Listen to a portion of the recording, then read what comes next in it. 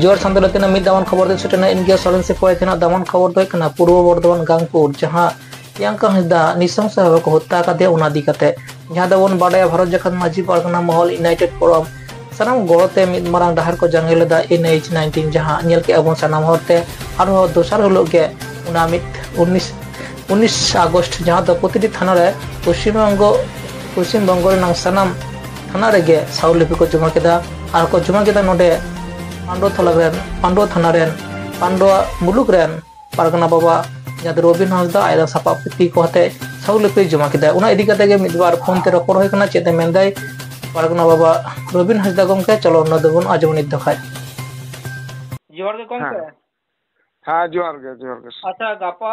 तेहेन जहां साउलिपि जमा के दपे उना दो ओका बाकराते तेहेन जहां सरगलिपि जमा होय कना उना दो अब संताल तिरला हपन शक्तिगढ़ पास रगे जहां दो कना गांगपुर नंदुर झापानतला मीटिंग घटना जहां दो अब संताल तिरला जहां 25 बछर बयस डिस्टेंस ते एने कुरा था और बेंगलुरु नार्स कमी था अद उना हठात जे आचमका मिटांग मर्डर उना साउते आरजी को हॉस्पिटल रे जहां घटन घटाव कना नियो बारिया घटन इदी कते गे आबवा पश्चिम बांगला उना साउते सारा भारत एमन की दिसम रे हन नियो जे निस्सता से जे मिटांग बड़ी भाबते मिटांग गज से मर्डर घटना घटाव कना नियो रिना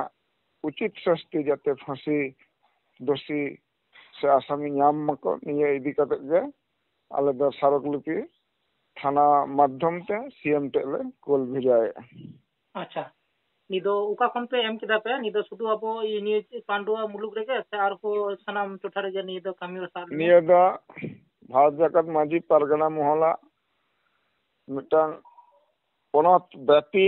मिद दिन तगे जतगुनो थाना हेना सनाम थाना रगे भारत जगत माजी पारगना मोहला कमी होरा से मिटांग लक्ष्य तहत कना डिमांड तहत कना जहां दो मिद दिन ते भारत रिना से पनत रिना सनाम थाना रगे नियो बाकराते सारकलिपि एम जाते करे दोषी चरमतम शास्ति नाम मगे और द्रुत आसामी की साबक मा नियो लगी तगे पांडुआ मुलुक रिना सनाम पीर पारगना बाबा तको साउते माजी हपन तको संगे कते गे नियो कमी होरा दो होइसत कना और नियो बाकरा तगे भारत जगत माजी पारगना महल दो कमी की आय जे सनाम पश्चिम बंग रेना जत गुनो थाना मेना मिद दिन तगे नियो कमी होरा साब कना अच्छा प्रशासन कोन के आश्वस्त न्यामेना नोंकाना कथा जदि प्रशासन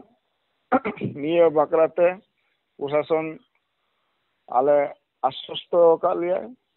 जे द्रुत से अडी ताड़ाताड़ी नियो आसामी साब कते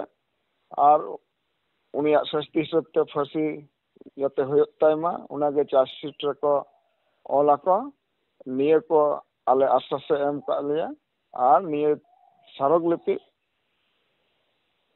सनाम थाना माध्यम तगे सीएम टे चला से कोलाई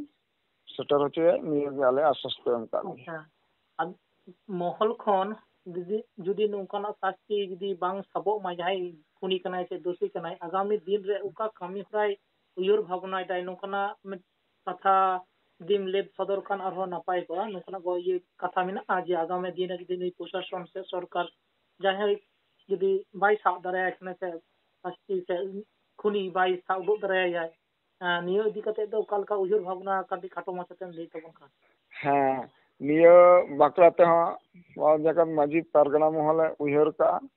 जहां दो नय जे बेबड़ी घटन नियो बेबड़ी घटन रे